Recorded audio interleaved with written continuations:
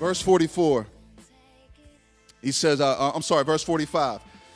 And they were selling their possessions and belongings and distributing the proceeds to all as any had need. Oh my gosh. Just meeting the needs of the body. Helping one another out. Being there for one another.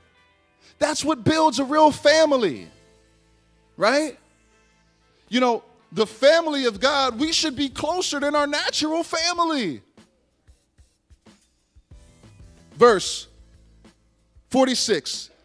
And day by day, attending the temple together and breaking bread in their homes, they received their food with glad and generous hearts, praising God, and check this out, and having favor with all the people. Now, wait a minute. Having favor with all the people. Yo, right now, and listen, I don't put myself as like, hey, follow me, I know what I'm doing, I got it all together. Believe me when I tell you, I don't. I'm just trying to do the book.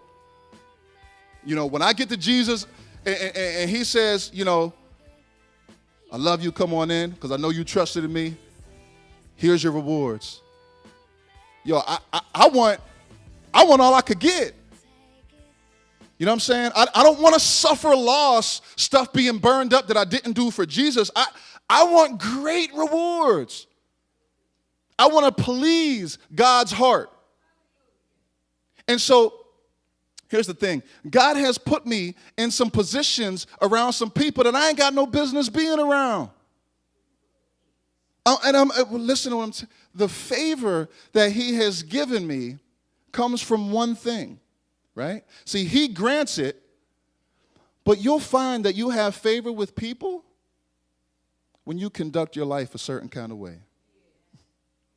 When you're a businessman and you're walking in obedience to God, you're doing things upright, you're doing honest, when something falls apart on your end and you make it right, you win this favor with people. When you're working a job and you show up and when the clock starts, you start. When the clock stops, you stop.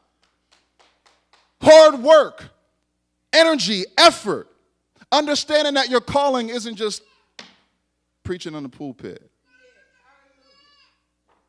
But it goes into everything that we do. So, the lifestyle, the conduct, right? Now check it out. Praising God and having favor with all people. And the Lord added to their number day by day those who were being saved. Why were people being added? The conduct of the believer. The same thing. So when we talk about loving one another, when we talk about pouring ourselves out for one another, laying our lives down for one another, when we talk about that, there is something that draws people to that. But when we look at the church today, is that what we see? I'll just talk about New Ken. I see social clubs. And I'm not saying there aren't any churches that are making a difference. What I am saying is, hey, there's a lot of work to do. Let's work together. There are very few that will put down the title of pastor of a church, put down whatever denominational boundaries they have, and say, yo, let's just get the work done.